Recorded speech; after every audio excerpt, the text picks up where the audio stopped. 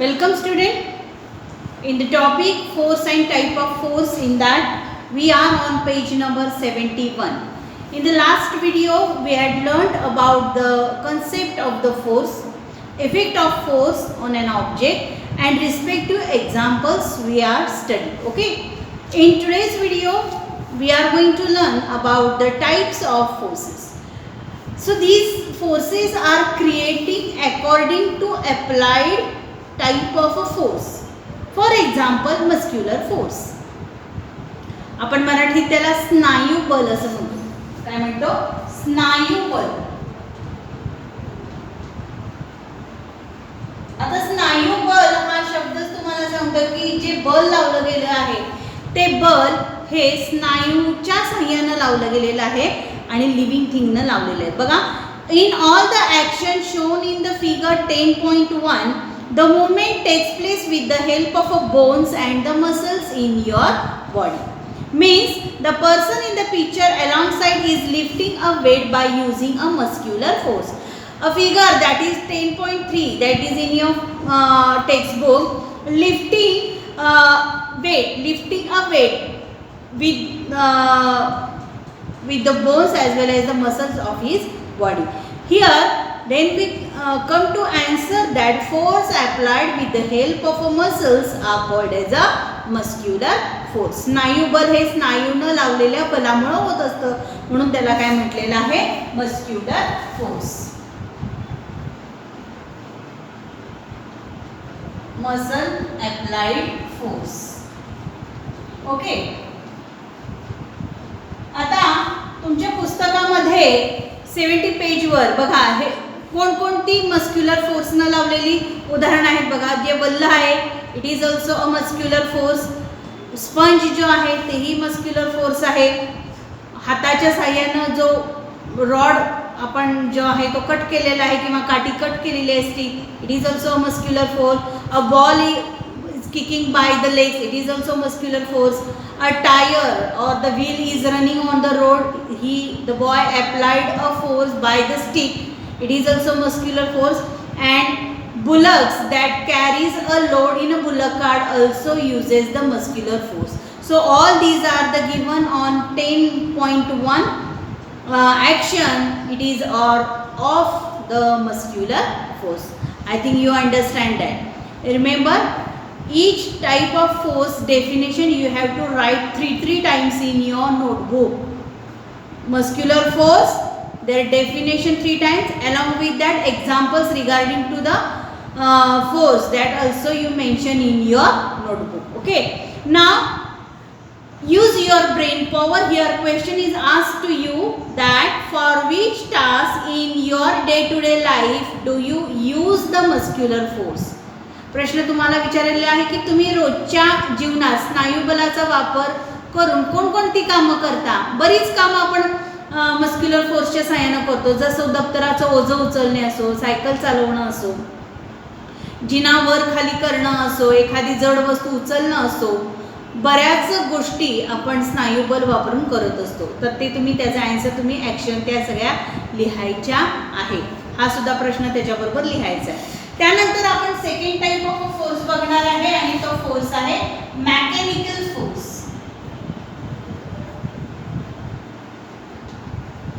Mechanical force त्यालाच आपण यांत्रिक बल असं म्हटलं जातं.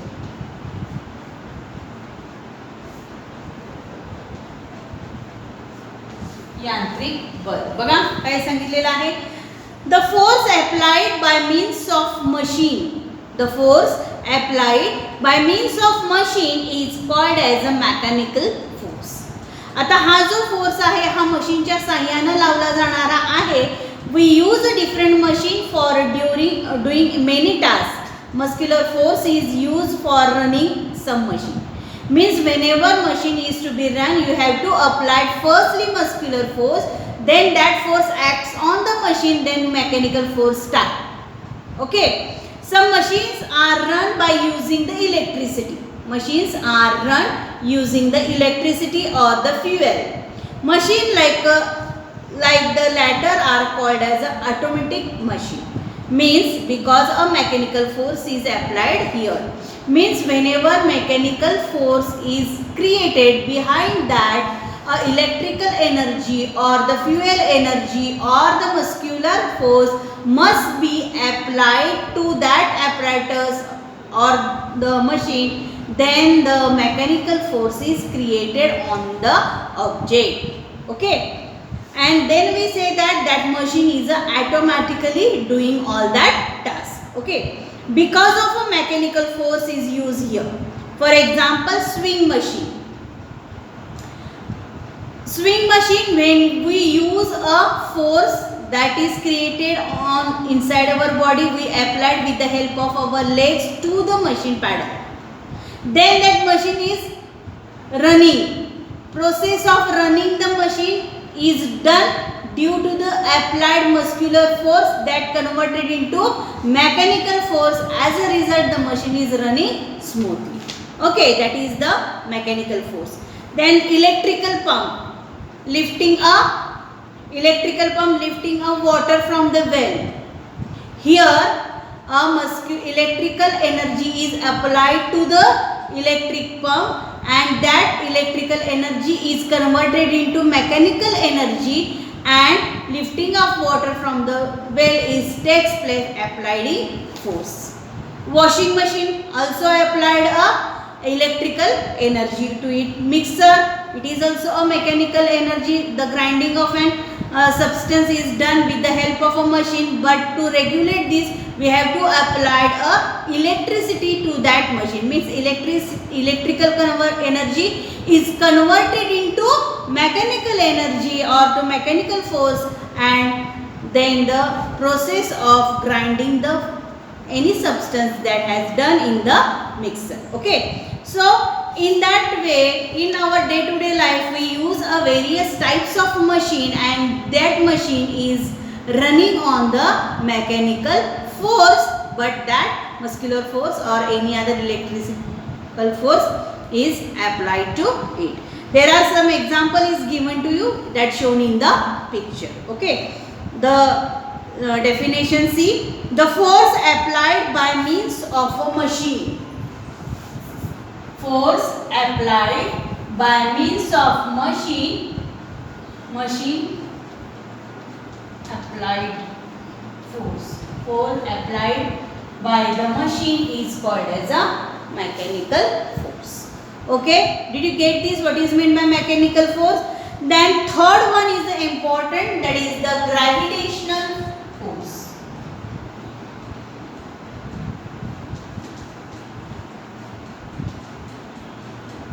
ग्रॅव्हिटेशनल फोर्स, मराठीत त्याला आपण गुरुत्वीय बल असे म्हणतो.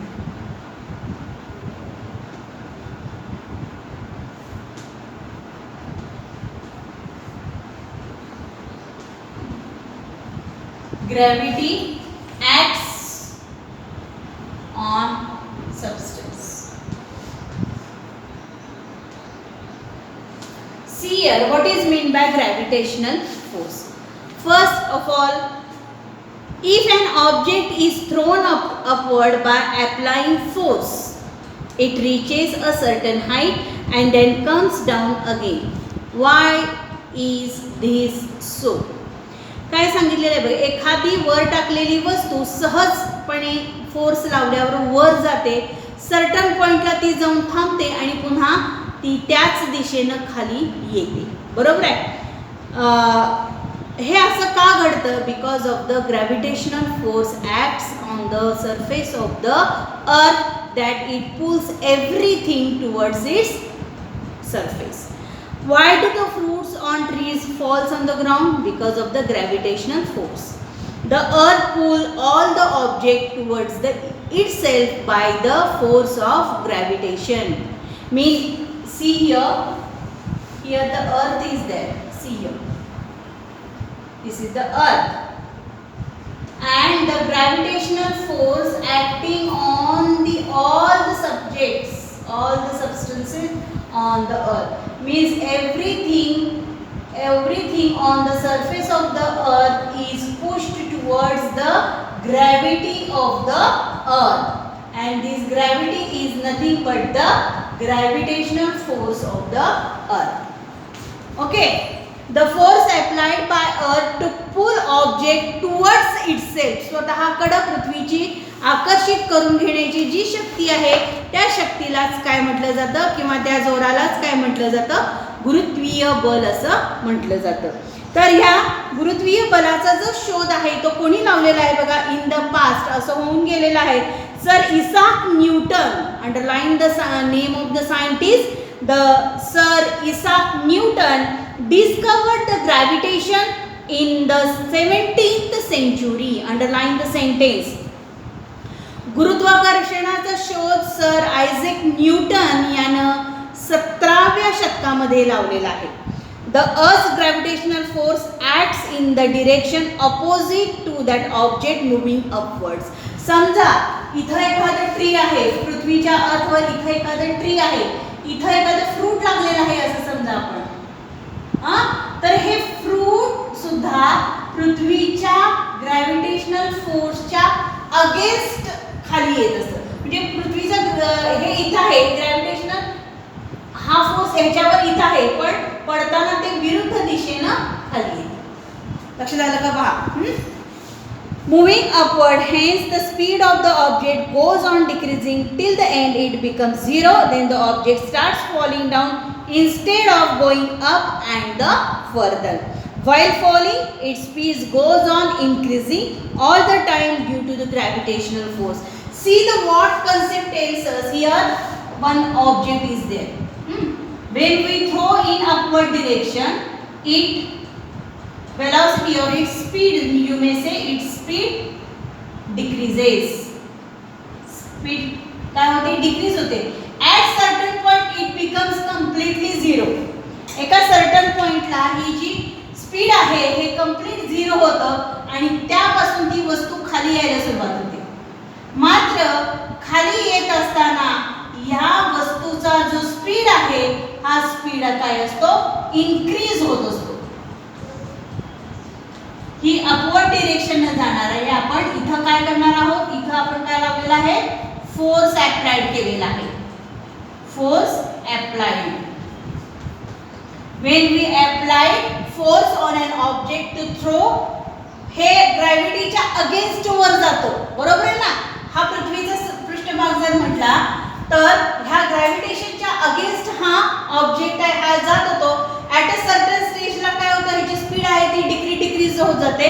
असा एक पॉइंट होतो की ह्याची स्पीड कम्प्लिटली झिरो होती आणि त्या पॉइंटपासून तो ऑब्जेक्ट खाली पडायला सुरुवात होते. त्यावेळी त्याची स्पीड जी आहे ही स्पीड काय होतं, ते इन्क्रीजिंग होत असते, म्हणजेच वाढत गेलेली दिसते. म्हणून धरलेला कॅच, हातावर बॉलनं धरलेला जो कॅच आहे तो जोरात लागतो का, की ज्यावेळी वस्तू वरून खाली येते त्यावेळी त्याचा स्पीड जो आहे हा स्पीड इन्क्रीज झालेला आपल्याला दिसून येते, म्हणजेच वाढलेला दिसून येतो. ओके, तर हा काय आहे, ग्रॅव्हिटेशनल फोर्स आहे. आता त्याच पद्धतीनं एक ॲक्टिव्हिटी तुम्हाला सांगितलेली आहे बघा, greater force must be applied to lift the greater weight. म्हणजे जास्त वजन उचलण्यासाठी जास्त बल लावावं लागतं, बरोबर आहे की नाही. बघा, एखाद्या पिशवीत दोन प्रकारच्या आपण दोन पिशव्या घेतल्या, एका ह्याच्यामध्ये 10 किलोचं धान्य आहे आणि दुसऱ्या पिशवीमध्ये 1 किलोचं धान्य आहे, बरोबर आहे. दोन्ही पिशव्या आपल्याला वर उचलायच्या आहे, पण 10 किलोचं धान्य भरलेली पिशवी उचलायला आपल्याला जास्त श्रम लागतात आणि 1 किलोची पिशवी उचलायला आपल्याला कमी श्रम लागतात. म्हणजेच काय होतं की ज्यावेळी आपण जास्त वजनाची वस्तू उचलणार आहे त्यावेळी आपल्याला जास्त फोर्स अप्लाइड करावा लागतो आणि कमी वजनाच्या वस्तूला कमी फोर्स लावायला आपल्याला लागतो. म्हणजेच मास आणि फोर्स हे एकमेकांशी काय आहेत, निगडीत असलेल्या दोन क्वांटिटी आहेत. आता त्याच्यासाठी तुम्हाला एक ॲक्टिव्हिटी दिलेली आहे बघा चित्रामध्ये 10.6 मध्ये बघा, दोन बकेट घेतलेले आहेत. दोन्ही बकेटमध्ये इक्वल क्वांटिटी मध्ये वॉटर घेतलेलं आहे आणि पहिल्यांदा जो हातात एका पहिल्या चित्रामध्ये हातातनं एक दगड घेतलेला आहे तो टाकलेला आहे. अंतर थोडं आहे त्यामुळे स्पीड कमी आहे आणि त्यामुळे त्याचा आवाज येणार नाही. पण तोच दगड आपण जर उंचीवरून टाकला तर मात्र आवाज येतो आणि थोडंसं पाणी बाहेर पडतं. बरोबर आहे, ही एक ॲक्टिव्हिटी आहे. The gravitational force on the empty. त्यानंतर हे जी साऊंड आहे, what is the difference in the sound in two action about. दोन्ही ॲक्शनमध्ये, दुसऱ्या ॲक्शनमध्ये आवाज आला, पहिल्या ॲक्शनमध्ये आवाज आला पण अत्यंत कमी आला.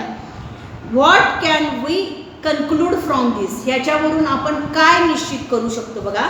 द ॲक्शन ऑफ काय करू शकतो की ज्यावेळी आपण जास्त अंतरावरून एखादी वस्तू टाकतो त्यावेळी त्याचा आवाज जास्त आलेला होता, म्हणजे टुवर्ड्स द ग्रॅव्हिटी असतो. आणि ग्रॅव्हिटीपासून थोडं अंतर असेल तर आवाज काय होतो, कमी होतो. त्याचबरोबर the action of lifting a sack as shown in the picture. One sack looks empty. एक जे पोतं आहे ते एकदम कमी असलेलं दिसून येतं. And the other one is a full. आणि दुसरं जे आहे हे फुलमध्ये दिसतं. What difference do you notice in the weight two sack is lifted. जे पहिल्या पोतं जे आहे, जे कमी वजनाचं आहे ते उचलायला जास्त श्रम लागले नाहीत, मात्र दुसरं पोतं उतरायला की जे भरलेलं आहे हे पोतं उचलायला मात्र जास्त श्रम लागला. म्हणजेच काय, the gravitational force on the empty sack is less. That is why its weight is less. In the other word, gravitational force is bigger. On the bigger sack is greater. In other word, the bag weighs more. Okay. So in this way, we learned about the greater force must be applied to lift the greater weight. Okay. Then next point is that to weigh an object is it is hung from the hook of the spring balance. एक concept तुम्हाला सांगितलेली आहे की जी gravitational फोर्सवर apply होते ती आहे spring balance. आता हा स्प्रिंग बॅलन्स नक्की काय असतो बघा. हा स्प्रिंग बॅलन्सला असा एक आकार असतो, एक पट्टी असते, याच्यामध्ये दुसरी पट्टी असते, याच्यामध्ये हुक असतो हा असा, याच्यामध्ये वेट मेजर केलेलं असते, 1, 2, 100 ग्रॅम, 200 ग्रॅम, 300 ग्रॅम असं. आणि याच्या खाली हा असा एक आकडा असतो, याला स्प्रिंग बॅलन्स म्हणतात. समजा एखादा पोतं आपण याला लावलेला आहे लिफ्ट करायला, तर वजनाच्या सहाय्याने हा जो हे आहे हा खाली जातो आणि ह्याचं जेवढं वजन आहे ते इथं आपल्याला मार्क झालेलं दिसून येतं. पण हे कधी दिसतं की ज्यावेळी हे फोर्स आणि ह्याचं जे टेन्शन आहे हे ज्यावेळी gravitational force and tension in the spring when balanced, then we understood the mass of actual object. हे दोन्ही काय व्हायला पाहिजे, एकसारखं व्हायला पाहिजे. म्हणजे तो जो आकडा आहे तो स्थिर राहायला पाहिजे, तर आपल्याला एक्झॅक्ट त्या पोत्याचं किंवा ज्या आपण वजन करणार आहे त्या पिशवीचं आपल्याला व्यवस्थित वजन किती आहे ते कळेल. बघा, the suspended object is pulled downward. हा काय आहे, डाऊनवर्डच्या दिशेने जातो कारण टुवर्ड्स द ग्रॅव्हिटी. बरोबर आहे. आणि स्प्रिंग बॅलन्स आपण वर खेचतोय आणि म्हणून याच्यामध्ये ओढाताण होते आणि इथं टेन्शन निर्माण होतो. टेन्शन म्हणजे काय, ताण निर्माण होतो. आणि हा ताण ज्यावेळी इक्वल होतो त्यावेळी त्याचं वेट आपल्याला सांगतं. At same time the force of tension in the spring constantly pulls object upward. हा ऑब्जेक्ट वर वळायचा प्रयत्न करतो, तर हा जो स्प्रिंग बॅलन्स आहे आणि हे ग्रॅव्हिटीच्या प्रादुर्भावामुळे हा ऑब्जेक्ट खाली खेचत असतो. बरोबर आहे. The object come to rest when tension in the spring and gravitational force on the object is equal. In this position, the scale on the spring balance shows the gravitational force acting on the object, which is the weight of the object. हे tension आणि हे gravitational force ज्यावेळी equal होईल त्यावेळी तिथं आपल्याला ह्या major स्केलवर तुम्हाला तिथं मास दिसेल. ते मास म्हणजेच ते वेट म्हणजेच काय आहे, त्या पोत्याचं वेट असणार आहे.